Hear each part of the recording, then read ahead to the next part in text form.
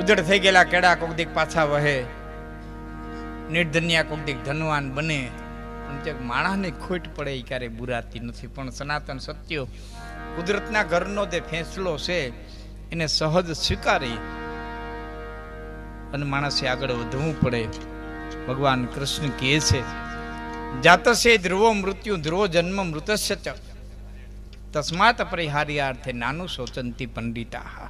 આમાં વિદ્વાનો બહુ દુઃખ નથી કરતા. આ એક ક્રમ છે.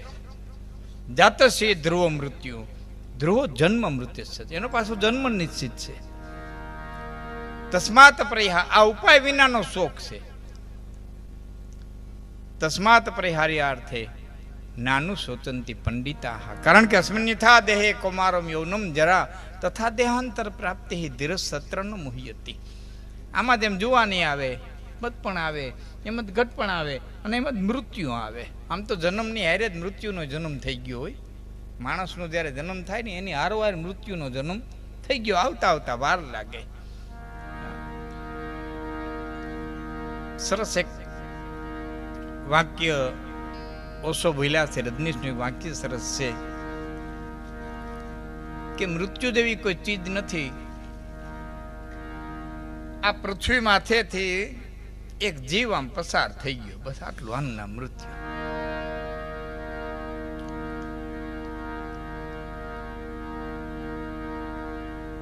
માત્રા સ્પર્શાંત કોંતેય, ભગવાન કૃષ્ણ કહે છે કે માત્રા સ્પર્શાંત કોંતેય શીતોષ્ણ દુઃખદા આગમાં પાયુનો નિત્યાંતાંતિક સ્વ ભારત. આ બધું સંસારની માલિકો આવે. આ લોકનું નામ જ અસુખમ ઇમમ લોકમ. અહીં સુખ છે જ નહીં, સુખ માની અને રહ્યો. આ લોકનું નામ જ કૃષ્ણ કહે છે અસુખમ ઇમમ લોકમ. દુઃખ છે એમ નથી કીધું, પણ અસુખ વાળો છે. સુખ માનીને રહેવાનું અને એમાંથી રસ્તો આપણે કાઢી લેવાનો. ગમે એવું આવે, ગમે વિપત્તિ આવે, ગમે એ આવે, પણ એમાંથી રસ્તો આપણે આપણી રીતે કાઢી લેવો પડે. માત્ર સ્પર્શાંત કોંતેય, શીત ઉષ્ણ સુખદા અને દુઃખદા. આ બે છે ને એ સુખ અને દુઃખ આપનારા છે. જે અગ્નિ છે શિયાળામાં વાલી લાગે, એને ઉનાળામાં કડવી ઝેર જેવી લાગે. જે વરસાદ છે ચોમાસામાં વાલો લાગે, એનું અટાણે માવઠા થયા તો કડવો ઝેર જેવો લાગે. એકની એક વસ્તુ માણસના ઉપયોગ પ્રમાણે સુખ અને દુઃખ દાયક બને છે. જે સુખદાયક છે એ દુઃખદાયક બને. આપણે એમ કહીએ, હાવ સાદી ભાષામાં કહીએ તો તમામ સુખ છે ની અંતે દુઃખ જ બને છે. આવે તો સુખના રૂપમાં જ આવે. એની મજબૂરી છે. દુઃખનો કોઈ સ્વીકાર ન કરે એટલે સુખનું ઓઢણું ઓઢીને આવે. ડાયાબિટીસનું દુઃખ આવ્યું પણ આવી તે તો ઢેફલાના રૂપમાં જ આવી હતી, સુખના રૂપમાં જ આવી હતી. એમ તમામ સુખ અને તમામ દુઃખ આ બધા આવવા વાળા અને જવા વાળા છે. તુલસીદાસજી મહાત્મા લખે છે, એ જન્મમાં મરણ સબ દુઃખ સુખ ભોગા, એ હાનિ લાભ પ્રિય મિલન બીજોગા. આ બધું કાલ કર્મ બસ હોહી ગોસાઈ, એ બરબસ રાત દિવસ કી નાઈ. કાલ કર્મ બસ હોય ગોસાઈ. કાળ અને કર્મ ને ગતિ ને આધીન આ બધું આવે છે. કાળની ગતિ અતિ ગહન છે. ભગત બાપુ લખે, કવિ કાગ, ન્યાય સતા તેજ કે દી બિનાયન કે દિયો તે હને દાંડિયા પે, જે લખે ફેંસલા તે સુને ફેંસલા, એ કાળની ગતિને કોણ માપે. અમ કોઈ વાંચે નહીં, કોઈ પહોંચે નહીં, કેમ જેની ગતિ જાય જાણી. એ કાગ હસતા અને કાંઈક રોતા હતા, પછી ફેંસલો માનતા સર્વ પ્રાણી.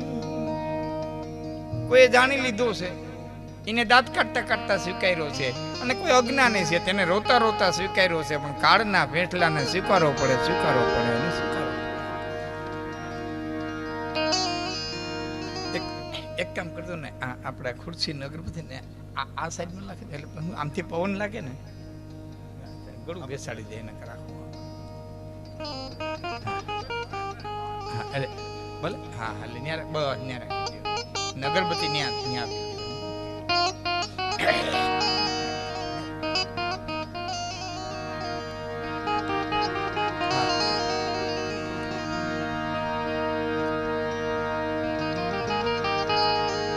કાગ હસતા અને કાંઈક રોતા હતા, એ ફેંસલો માનતા સર્વ પ્રાણી. કોક રોતા રોતા કંસને ખબર હતી કે હાથમે દિવસે માફ કરજો દેવકીનું 8મું સંતાન અને મને મારવાનું છે, અને પરીક્ષિતની ખબર હતી કે હાથમે દિવસે મને તક્ષક કરડવાનું છે. બેયને મોતની ખબર હતી. પરિણામ એ આવ્યું કે પરીક્ષિતે મૃત્યુ સુધારવાનો પ્રયત્ન કર્યો અને કંસે મોતને પકડવાનો પ્રયત્ન કર્યો. તો પરિણામ શું આવ્યું? પરીક્ષિત કાળના માથામાં તે પગ દઈ અને મોક્ષને માર્ગે ગયા, અને કંસને કાળે પકડ્યો. મૂર્ખાને ખબર છે મરી જવું હોય, અને સજ્જનને ખબર છે મરી જવું હોય, પણ એક પોતાનું મૃત્યુ સુધારવાની કોશિશ કરે છે, અને એક મૃત્યુથી બચવાની કોશિશ કરે છે, પકડવાની કોશિશ કરે છે. તો જેને જાણી લીધું એને હસતા હતા સ્વીકારી લીધું ભાઈ કાળાનું ફેંસલું છે. એમ પૂનમ મામાનો અવસાન એક નાનકડી ઘટના, મોટરસાયકલ માંથી પડી જાઉં, કોમામાં વયું જાઉં, તત્યો લોહી નો નીકળ્યા હોય અને કોમામાં સરી પડે, આ બધી એક કાળની ઘટના કહેવાય. એમાં સાયન્સ કામ ન કરે, એમાં બુદ્ધિ કામ ન કરે. બસ આપણે એટલું જ માનવાનું કે આપણી લેણા દેવી હતી, એટલા શ્વાસ આપણે હેરીને લીધા, અને એ જીવની લેણા દેણી પૂરી થઈ એટલે આપણે ઓવારના લાકડા પાણીના ઠુવે ભેરા થયા, અને પાછો બીજો ખડકો લાગ્યો એટલે પાછા ઠુવે નોખા થયા. કોઈ માળવો, કોઈ મરઘર, કોઈ હોરઠ, કોઈ કચ્છ, કોઈ કાગ લખે છે પંખીડાનો એ મેળો રે બેઠો એક ઝાડ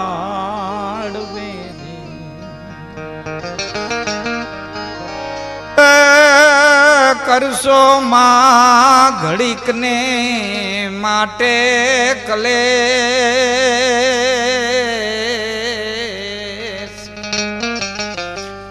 મીઠું જોલું લેજો રે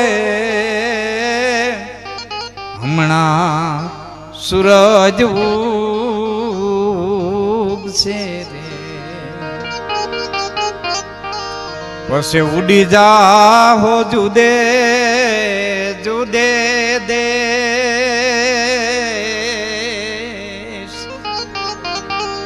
આ એક રે એ વાળામાં બધા વાછરડા આવી મળ્યા રે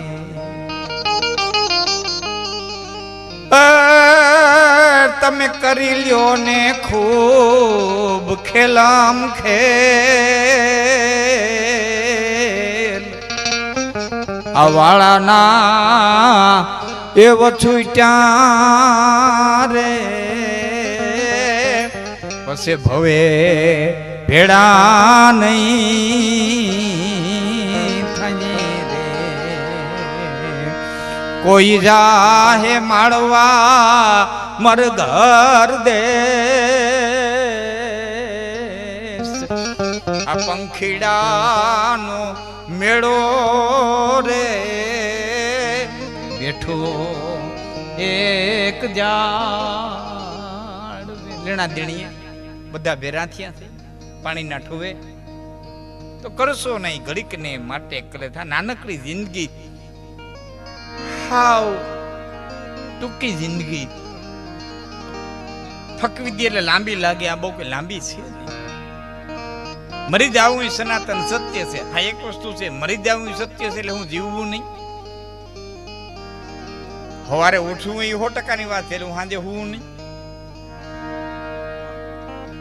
મરી જાવ એ સનાતન સત્ય છે. એટલું જ સત્ય જીવન પણ છે. તો જીવનને સારી રીતે જીવી જવું. પછી કાંદા મહારાજ હતા ને, કાંદા મહારાજ દ્વારકા, તો બહુ પરિચય. કાંદા મહારાજને કોઈ જણ પૂછે ને કે બાપુ પરમાત્માને પ્રાપ્ત કરવા, દ્વારકાધીશના દર્શન કરવા, આવી અગમ નિગમની વાતો કરે ને, તો બાપુ શું કરવું જોઈએ? એટલે કાંદા મહારાજ એમ કહેતા કે હારું જીવી જાય ને મરી જા. એટલો શબ્દ કહેતા, હારું હારું જીવી જા અને મરી જા. એનો અધિકારી થાય તે આપણે દ્વારકા વાળો જડી જાય. તું એનો અધિકારી બને ને એટલે આપણે તાર હામો આવીને ભરી જાય. અટણ હારું હારું જીવી જાય ને મરી જાય, બીજી માથા કોઈ મૂક.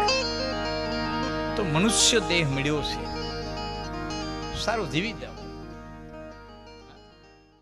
એક જણા ભૂઈમાં પાંચ દાણા દોરાવ ગયા, ભગવાન જાણે હું ભૂઈને બે બાઈથા મોર દાણા દોરાવ વાહે થઈ ભૂઈ એ જટિયા મોકરા રણપટિયા એવો બજારમાં થાપો મારીને કે જળામૂળ કાઢી નાખું, જળામૂળ કાઢી નાખું, જળામૂળ કાઢી નાખું. એટલે પાછો વરીને કે માતાજી ઉભા રહ્યો, ઉભા રહ્યો, ઉભા રહ્યો, બેસે વીઘા મેં મારે હાથે કાઢી. એ કાન દેવી દેવલાને થોડા હોપાય, એ કામ માતાજીને હોપાય, એ તો અમે હાથે કરી લઈએ. હવે એક સા નથી વિધો, એટલે કાઢ હું કાઢ, એટલે કાઢ તારમ તેવડો જણાવ કાઢ.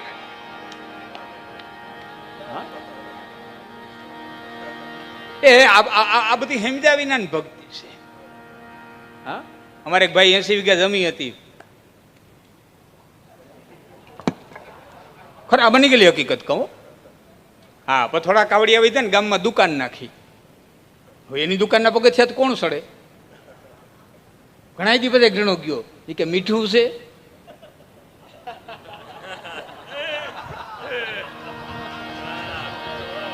સમજાવો એને ધન્યવાદ નો.